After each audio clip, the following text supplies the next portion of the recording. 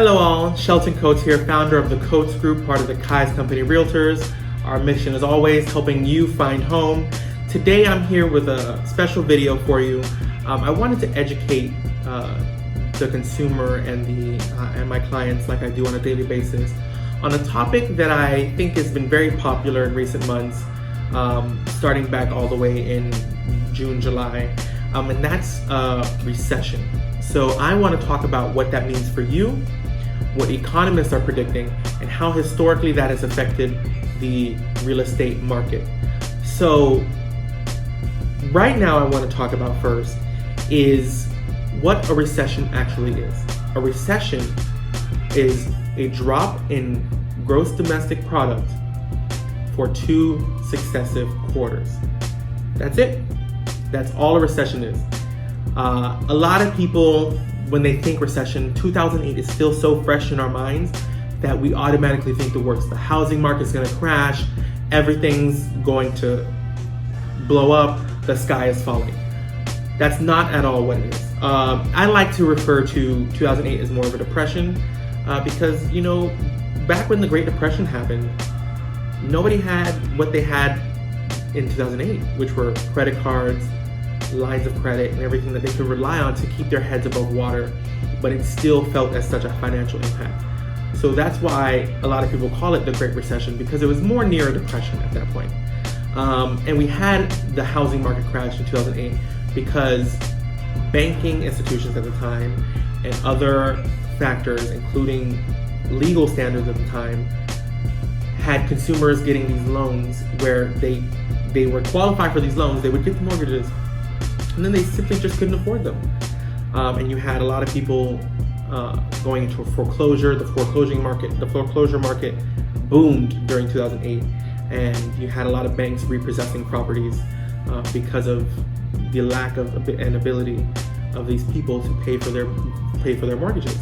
So now we've seen laws change. Laws have been taken into place where bank institutions are no longer allowed to have these very relaxed guidelines on who can qualify for a mortgage. They're much stricter now.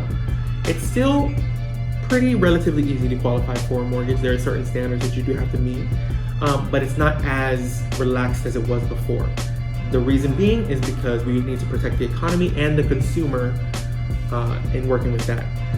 I know in no means I'm a mortgage professional. I have my own mortgage team that helps me out with that. I can link her information below if you really do have any concerns. And she's tops at what she does. She can answer all of your questions. But I wanted to talk about what a recession means for you as the housing expert that I've grown to be and that my team specializes in. And so right now I have my notes in front of me, so I'll be going off of some things like that. And as always, you can find more information on this topic on the blog and the link to my website. My website's right behind me, just so you know you're on the right page when you get there. And so we can take a look at it that way. So first, I would like to talk about what I would like to classify this next recession as. Like I said, it's a slowdown in the economy where the GDP falls twice in 2 successive quarters. I like to refer to it as more of an economic slowdown than a recession because, like I said, a lot of people have 2008 still fresh in their minds. So I like to move away from that terminology, and I use economic slowdown when I'm talking to my customers.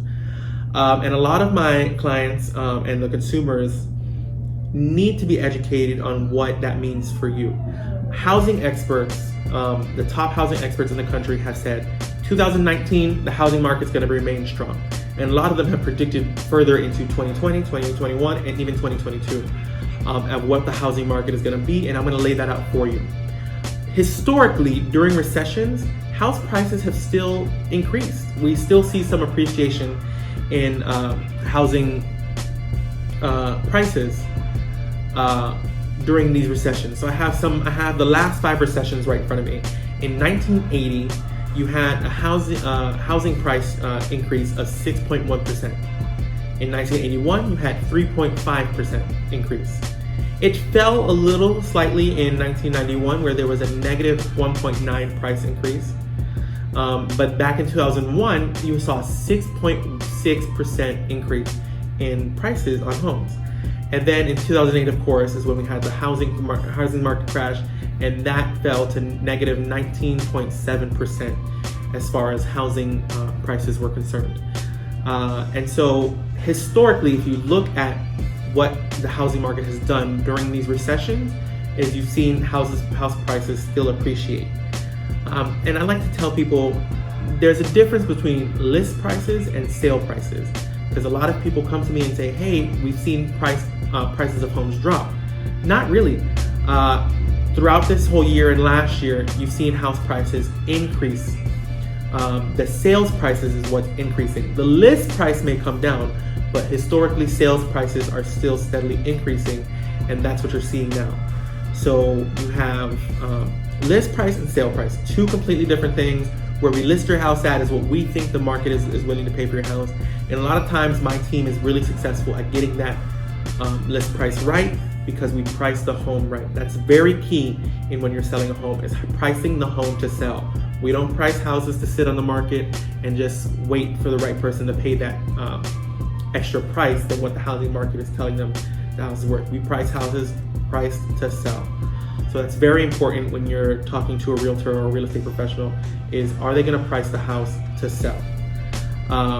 And then you see sales prices increase, as like I said before. So the top six, the top six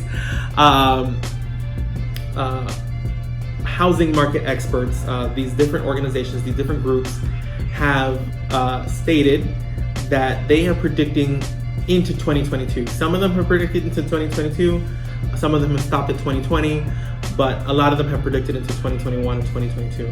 So these sources where I'm talking about the home price appreciation going forward, the forecast going forward, are from Home Price Expectation Survey, Mortgage Bankers Association, Zelman & Associates, Freddie Mac, National Association of Realtors, and Fannie Mae. So these organizations and these groups have really, in 2019, seen at least a 3.4% increase in home price appreciation. So the lowest one, I believe, is Zelman & Associates, and they calculated a 3.4% increase, and other organizations have increased all the way up to 4.1 or 5.4% increases in pricing. In 2020, you still see the prices appreciate. All six organizations are still seeing a price increase in 2020. So you see at least a 3.1% increase in those home price appreciations. And then in 2021, some of them have stopped predicting that far because they don't like the variables, but a lot of them have historically predicted that far out. So Zelman & Associates, Mortgage Bankers Association, and Home Price Expectation Survey all predicted at least a 2.2% increase in home appreciation in 2021. And Home Price Expectation Survey reached out even further and is predicting at least a 2.7 appreciation in 2022. What that means for you is that these housing experts, along with my team, are predicting an increase in value of homes all the way through 2022. The housing market is still strong.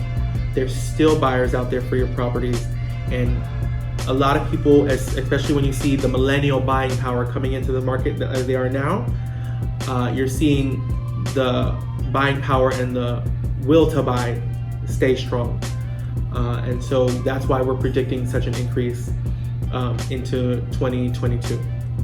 So what does this mean for you? By all means, I've cited several experts here. Don't just take my word for it. You can go to my blog at thecoatsgroup.com and take a look at these numbers for yourself. And I want you to leave a comment below of what you think this means for you going forward. Are you looking to sell, but you were a little scared because of the word recession that's been thrown out lately, about what that means for you in the housing market? Are you a buyer who is concerned that house prices are decreasing, so you're going to buy a decreasingly valued asset. You know, home buying is the biggest investment most people make in their lifetime. And we here take that into account when we are helping you either sell your home or buy a new one. We put people first here at the Coates Group, and that's very important to me. That's very important to anything I've ever done in my life, is putting people first and putting those wants and needs first. So we will listen to your wants and needs and your concerns, and we'll address those accordingly. And we urge you to call us, ask those questions, get your questions answered, because we want the consumer to be educated in what decisions they make in the future.